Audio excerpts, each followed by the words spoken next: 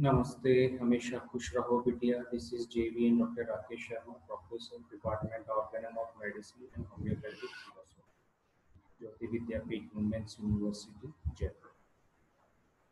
Our today's session is Chapter 7, Susceptibility, Reaction and Immunity, Part 3. The use of antiseptics in the treatment of disease or surgically is another means of impairing or destroying normal susceptibility. मतलब कि जैसे कि हमने part two के अंदर बात करी थी कि जो भी डिसिमिलर रिलेशन वाली मेडिसिन हैं डिजीज के सिम्टम्स के साथ, वो सब ससेप्टिबिलिटी को डैमेज कर रही है, डेस्ट्रॉय कर रही है। इसी तरह यूज ऑफ एंटीसेप्टिक चीज़ें भी हमारी नॉर्मल ससेप्टिबिलिटी को इम्पेयर करती है। Articles have appeared in the leading medical journal of the dominant school, in which it was pointed out that the use of antiseptics in the treatment of tonsillitis increased the inflammation, prolonged the disease, and retarded convalescence. It was explained that by diminishing the number of bacteria in the crypts which were generating toxin, the period required for the formation of requisite amount of antibodies was unduly prolonged. They had just waked up to the fact that the living organism, even if diseased, has some means of self-protection, and that other thing being equal, the automatic formation of the antitoxins and antibodies in the organism goes on at about an equal pace with the generation of toxin. Means antiseptic वगैरह का use में करने जैसे tonsillitis के अंदर use में लिया गया, तो वो जो नॉर्मल टेंडेंसीज है एंटीबॉडीज बनने की, वो प्रोलॉन्ग हो जाएगी क्योंकि उसको हेल्प मिल गई। तो बॉडी अपना एंटीबॉडीज क्यों बनाएगी?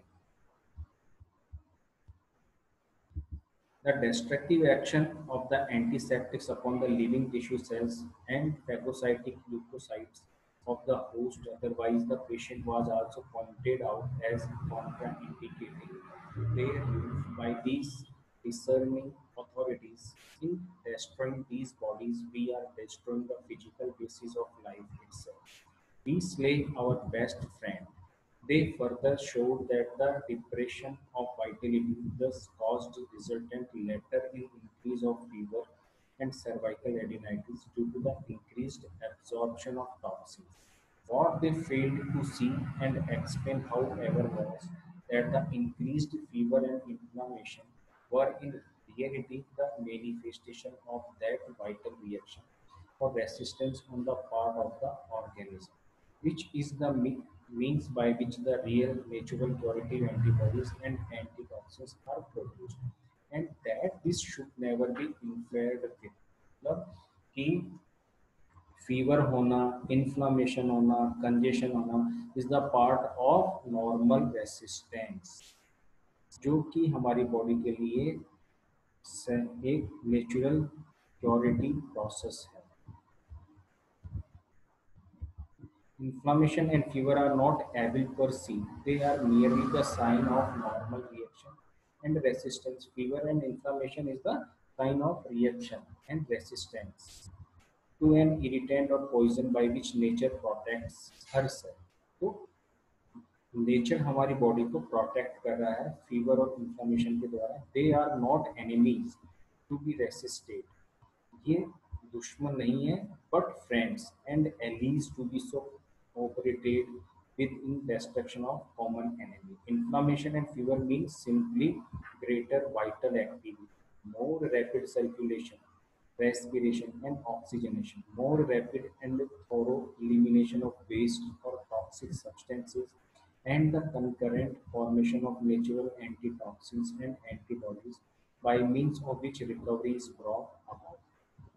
So pain, inflammation, fever are not the real disease, not the real object of treatment. तो पेन, इन्फ्लामेशन और फीवर हमारा ट्रीटमेंट का ऑब्जेक्ट नहीं है, बल्कि ये तो बॉडी के रेसिस्टेंस पावर को शो कर रहे हैं।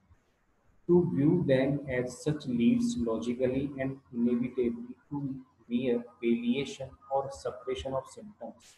than which there are no greater medical evils. It is based upon a false and illogical interpretation of the phenomena of disease which mistakes results for causes. लेकिन doctor इनको ठीक करने में लगा रहता है, फीवर को सबसाइड करने में लगा रहता है, इन्फ्लामेशन को सबसाइड करने में लगा रहता है, तो ये जाके सब जाके सप्रेशन को क्रिएट करते हैं. Stimulants and depressants. Professor James C. Wood, veteran surgeon and author of Cleveland Osho, in a letter to the writer dated February 20, 1922, following the publication of this article in the Homeopathic Recorder. There is one remedy you have omitted in your discussion of shock remedy, strychnia or metformin. Ryle, in his experiment work on shock, has shown that it is almost impossible to differentiate true shock from strychnia poisoning. As a result, his experimentation surgeons have pretty largely discarded strychnia in the treatment of shock, while proving that they are killing more than they are curing by full doses of strychnia in dealing with the same. On the other hand, I am using it in small doses with the greatest possible advantage, showing conclusively I think it's homeopathic in short.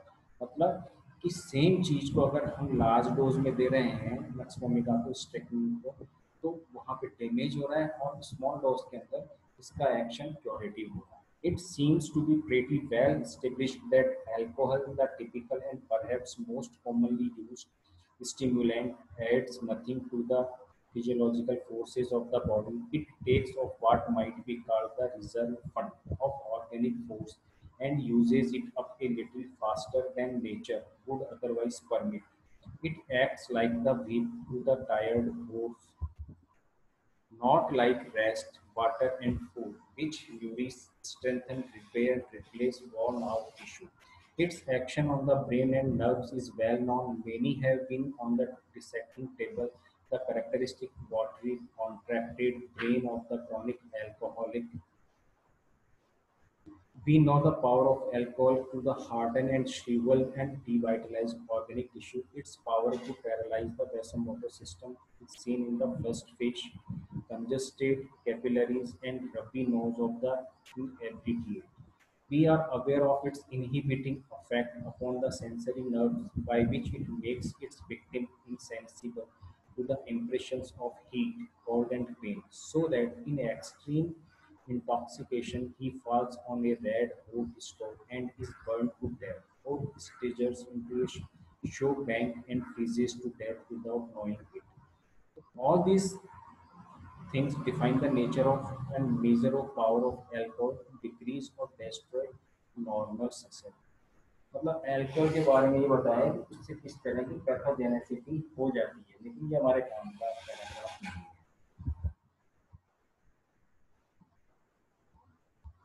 Less only in proportion to the amount used in its influence to lessen susceptibility when used as a stimulant in disease.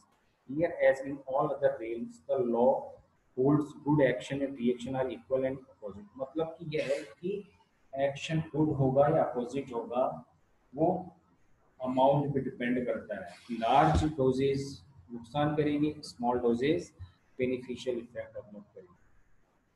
This is not to say that there is no place for physiological drug stimulant in the healing art, but only to point out that the place which they legitimately fill in as exceedingly small one and rarely met. Certain rare cases of typhoid fever, diphtheria, and perhaps a few other similar conditions may be benefited by very small doses of pure brandy and tided over a crisis by that means when they might otherwise die. मतलब कि small dose के अंदर wine alcohol भी हमारे लिए curative हो जाता है, जैसे कि टाइफाइड कंडीशन डिप्थीरिया के अंदर, और लार्ज डोजेस के अंदर ये पेशेंट को खत्म कर सकते हैं. So, the proper use of stimulants in the type of cases referred to was once illustrated by Dr. P. Wells. In a critical case of typhoid fever, which he saw in consultation, the patient had suffered a severe hemorrhage from the bowels, was very weak, nearly unconscious, and had a bad, soft, compressible pulse. Dr. Wells directed that 6 drops of brandy be put into 6 discs. Teaspoonful of milk. तो इससे उन्होंने इस case को निकाला। तो ऐसे ही रोग whisky का है।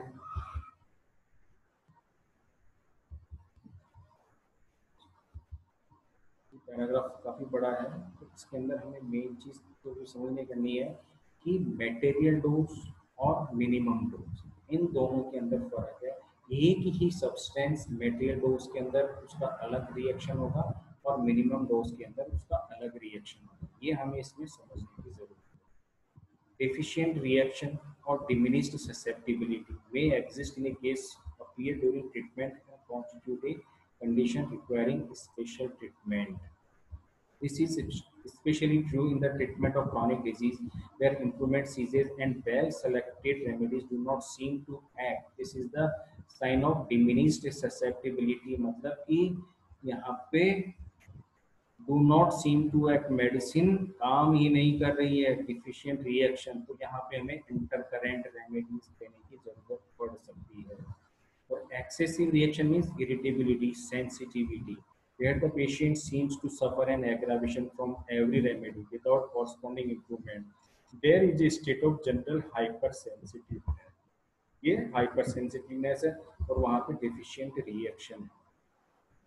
तो हाइपर सेंसिटिव वाले केसेस को हमें उसकी सेंसिटिविटी के अकॉर्डिंग बिल्कुल minute to minute dose, small dose के अंदर हमें मेडिसिन प्रेस्क्राइब करने की जरूरत है। तो this session powered by digital version 2.0 Jyoti Vidyapeeth women's university. I hope you are satisfied with my digital session. If you have any query, please mention in comment box. I will resolve it. Thank you.